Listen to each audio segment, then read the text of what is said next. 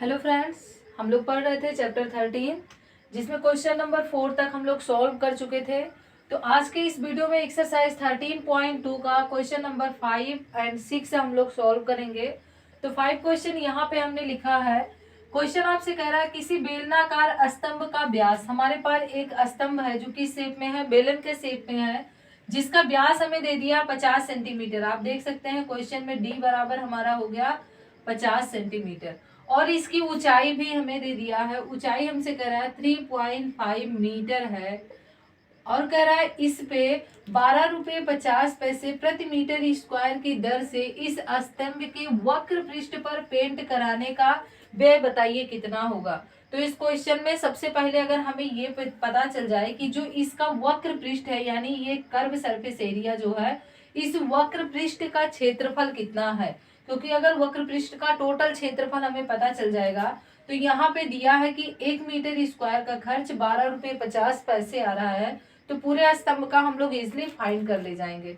तो सबसे पहले क्वेश्चन में आप देख सकते हैं यहाँ पे हमें दिया है डी यानी व्यास बराबर डायमीटर जिसको बोलते हैं 50 सेंटीमीटर। तो अगर हम आर निकालें तो आर बराबर कितना आ जाएगा आपका 25 सेंटीमीटर आ जाएगा। अब एक चीज आप देखिए, यहाँ भी मीटर स्क्वायर दिया है और इसकी हाइट भी मीटर स्क्वायर मीटर में दिया है।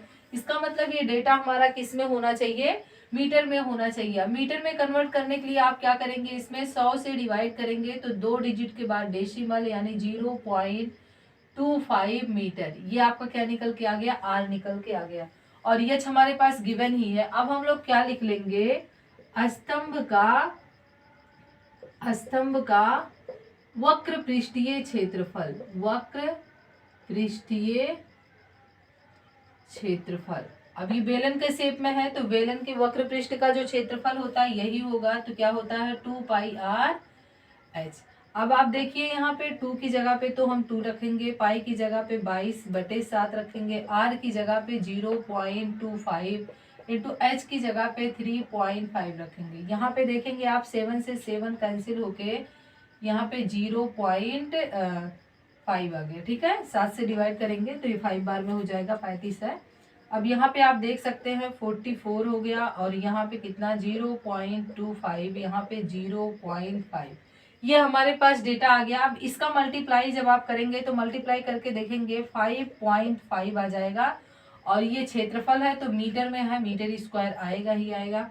ये हमारे पास इतना हो गया, हमने इस कर्व सरफेस का एरिया फाइंड कर दिया। अब क्वेश्चन में हमसे क्या कह रहा है कि जो 1 मीटर स्क्वायर का खर्च आ रहा है, 1 मीटर स्क्वायर का खर्च वो कितने रुपए आ रहे हैं आपका 12 रुपये 50 पैसे, ये आपका है।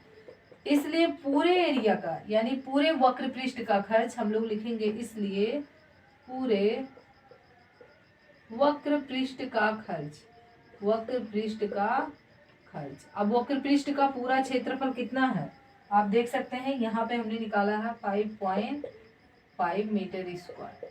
अब इसका खर्च कितना आ जाएगा, जब एक का इतना तो पूरे में मल्टीप्लाई कर देंगे, कितना 12.50 से मल्टीप्लाई करेंगे 5.5 और जो भी आएगा ये रुपए में आपका आ जाएगा। तो आप मल्टीप्लाई जब आप करिएगा, मल्टीप्लाई आप सभी को आता है, तो इसका आंसर जो आ जाएगा 68.75। इसका मतलब 68 रुपये 75 पैसे इस स्तंभ को पेंट कराने का खर्च आएगा। यहाँ पे राइट कर लिया हमने। क्वेश्चन देखिए आपसे कह रहा है कि लंबवृत्तीय बेलन का वक्र पृष्ठीय क्षेत्रफल, इस बार हमें क्या दिया है, लेटरल सरफेस एरिया या कर्व सरफेस एरिया किसका, सिलेंडर का हमें दे दिया है। हमसे कह रहा है यदि बेलन के आधार की त्रिज्या, अब आधार आप जानते हैं सर्कल शेप में होता है, इसकी त्रिज्या इस बार हमें दिया है। इसके पहले वाले क्वेश्चन में डायमीटर दिया था, इस बार हमें क्या दे दिया है, त्रिज्या दिया है और हमसे कह रहा है कि आप बताइए उसकी ऊंचाई कितनी होगी। तो सबसे पहले जो चीजें हमें दिया है वो हम लिख लेते हैं। r बराबर हमारा हो जाएगा 0.7 मीटर और हमें क्या दिया है, वक्र पृष्ठीय क्षेत्रफल, इसको हम लोग लिख लेते हैं वक्र पृष्ठीय क्षेत्रफल। वक्र पृष्ठीय क्षेत्रफल कितना है 4.4 मीटर स्क्वायर।